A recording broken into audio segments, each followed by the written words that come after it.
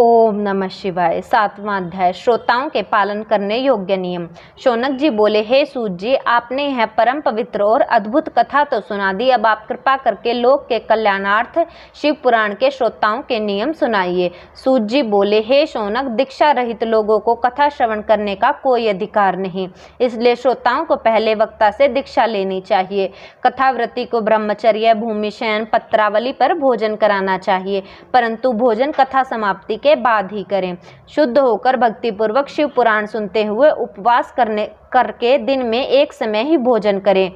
घृतपान, दुग्धपान अथवा फलाहार करते हुए कथा अवधि तक एक बार ही भोजन करें, अथवा एक समय केवल हविष्याय खीर खाकर ही व्रत करते हुए कथा सुनें। इससे सुखपूर्वक रहकर कथा में विघ्न पड़ने का भय नहीं होता। गरिष्ठ दालें, जल, अन्न, निष्पाप चोरा या रानसिवी के बीज, मसूर की दाल, बासी अन्न, ये चीज़ें खाना इस कथा के सुनने वाले को वर्जित है। पलांडू, प्याज, लहसुन, हींग, गाजर, नशीली वस्तुएं एवं मांस संज्ञक चीज़ें खाना अति निषेध है। बैंगन, कलिंद, पिचंड, मूली, पेठा, नालिका शाक, भुना मूल, इन्हें कथाव्रती कदापि सेवन ना करे। कामादि विकार, ब्राह्मणों की निंदा आदि ना करे। श्रोता रजस्वला स्त्री को ना देखें। स्त्री श्रोता कथा अवधि तक पति संगम ना करें। ब्राह्मण द्रोही एवं वेद विरोधी से श्रोता वार्तालाप ना करे। सत्य, शुद्धता, दया, मौन, साधुता, विनय, उदार चित्त आदि गुण श्रोता में होने चाहिए। श्रोता निष्काम हो अथवा सकाम हो, नियम से कथा सुने। इससे सकाम को कामना सिद्ध और निष्काम को मुक्ति प्राप्त होती है। दरिद्र, रोगी, पापी, निर्भोगी, निसंतान पुरुष इस कथा का श्रवण करें। 7 प्रकार की कांत वद्या दुष्ट स्त्रियां एवं जिनका गर्भ स्थान होता है, यह उत्तम कथा सुने।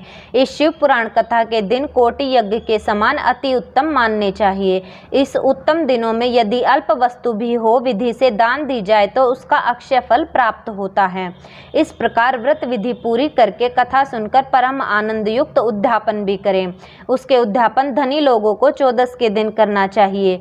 गरीब भक्तों का उद्यापन का आग्रह नहीं है, क्योंकि शिव जी के निष्काम भक्त हैं, वे श्रवण से ही पवित्र हो जाते हैं। इस प्रकार पारायण के यज्ञोत्सव की समाप्ति होने पर श्रोताओं को भक्ति पूर्वक शिव पूजन करना चाहिए।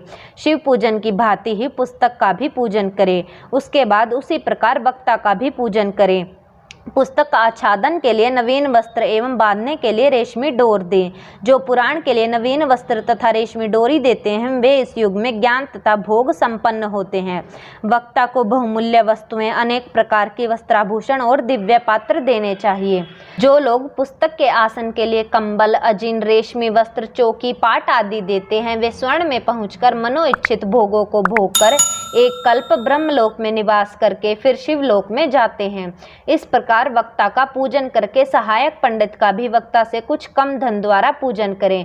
फिर अन्य आए हुए ब्राह्मणों को धन दान आदि से सत्कार करें और गायन, बाजे, नृत्य आदि से आनंदोत्सव मनाएं। श्रोता यदि विरक्त हो तो दूसरे दिन जो शिव ने श्री रामचंद्र जी की प्रीति कही है, उस गीता का पाठ करें। श्रोता यदि गृहस्थी हो तो कर्म की शांति के लिए शुद्ध हवि के द्वारा हवन करें। रुद्र संहिता के प्रति श्लोक में अथवा तन्मयता में गायत्री मंत्र से किंवा इस पुराण के तत्व अथवा मूल मंत्र से होम करें। न्यूनाधिक दोषों की शांति के लिए भक्ति पूर्वक शिव सहस्त्र नाम का पाठ करें। इससे सब सफल है, इसमें संदेह नहीं। 11 ब्राह्मणों को मधु तथा खीर से भोजन करावें और दक्षिणा दें। शक्ति होने पर 3 पल जितने सोने जितना सुंदर सिंह बनवाकर शिव संतुष्टि के लिए दान करें। इसी दान के प्रभाव से एवं पुराण दान के प्रभाव से शिव जी के अनुग्रह से मनुष्य भव बंधनों से मुक्त होता है। हे शौनक जी, यह मैंने आपको शिव पुराण का महात्म्य विधि सहित सुनाया है। अब आपकी क्या सुनने की इच्छा है? शिव पुराण सब पुराणों में शिरोमणि है। जो प्राणी इस जगत में सदा शिव का ध्यान करते हैं और उनकी वाणी शिव गणों की स्तुति करती है, वे इस अपार भवसागर से सहज ही तर जाते हैं। अगर आपको हमारी वीडियो अच्छी लगी हो तो इसे लाइक करें, शेयर करें और ऐसी ही स्पिरिचुअल वीडियोज़ के लिए चैनल को सब्सक्राइब करना ना भूलें। धन्यवाद। हर हर महादेव।